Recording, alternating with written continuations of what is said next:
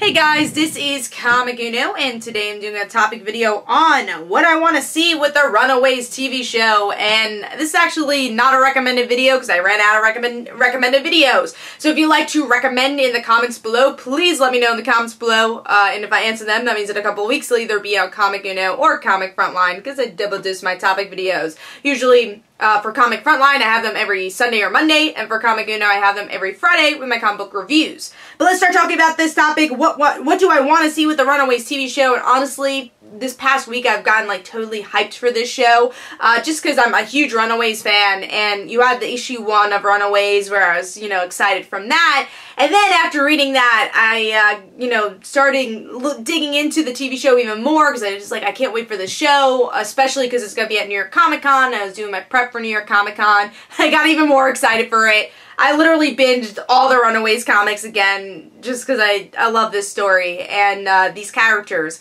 So, digging into the show, what do I really want to see with this show? Well, already it looks like from the early review we did get, I think we only got one review, and that was from TV Line, and they said it's the best new superhero show next to, Inhumans, Gifted, and Runaways, and they were blown away by it, which I'm like, yes, I'm glad. But yeah, what I want to see, what they said with the story is that it's pretty similar to the comic, so I'm glad about that, but the Pride has more story, and that's one thing I said even with my trailer review way back when the teaser was out. I said I want more of the parents. I feel like with the comic, we only got two-dimensional versions of them, and that wasn't a bad thing. I love the comic, and I really think it's almost perfect because it wasn't their story. But I really think with the TV show, you have the opportunity to really grow the relationships between parent and child, because the story really starts out with them finding out that their parents are evil, and then they just go up against them, even though they're like, no, my parents aren't evil. They question it, of course, but once they see stuff and they get the evidence, they're like, oh god, my parents are evil. So with this story, I feel, though, we can really analyze what their lives were before that point. We only get maybe one scene or two in the comics that is like, oh, this is what Carolina's parents were like with her. This is their relationship. This is Chase's relationship with his dad.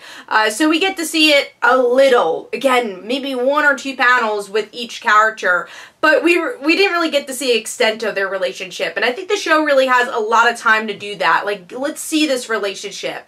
And also, not just the relationship of the Pride, but I'd also like to see the relationship of these characters before they really became family. They quickly get together and fight against their parents and get to learn more about each other through that. But I want to see their friendship a bit before that. I want to see who they are before they become the Runaways in a lot of ways. They're thrusted upon that in the comics, but what are they like? What are they like in school? What do they do besides the one panel we get to see in the comic where we get to see Alex playing video games and Carolina making veggie food. I want to see more than that, and that's something, again, in a TV show you have a lot more time to do. In a comic, it'd be boring to see all that. You want to get into the action, you have to get to the point, especially with a new comic like that at the time. With a TV show, though, you definitely have more time. You have 40 minutes in just a pilot, or 50 minutes, depending on what Hulu does time-wise, just to tell this story. So you definitely could tell a lot more background story and also make it even more entertaining for the comic readers. That way it's not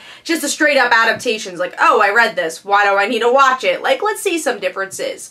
Other aspects, of course, I wanted to see these personalities really come to life. Even though Molly's older, I would like to see kind of the spunky Molly that we get to see in the comics.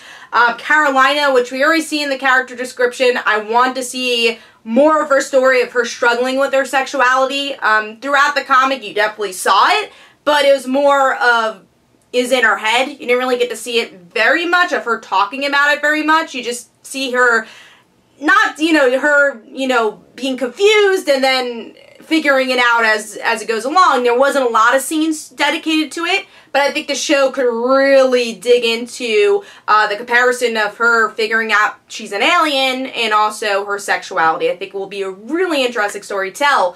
And I won't spoil things for people who haven't read the comic, but for the other characters too, of who the mole is, you know, giving us more information of how that happened.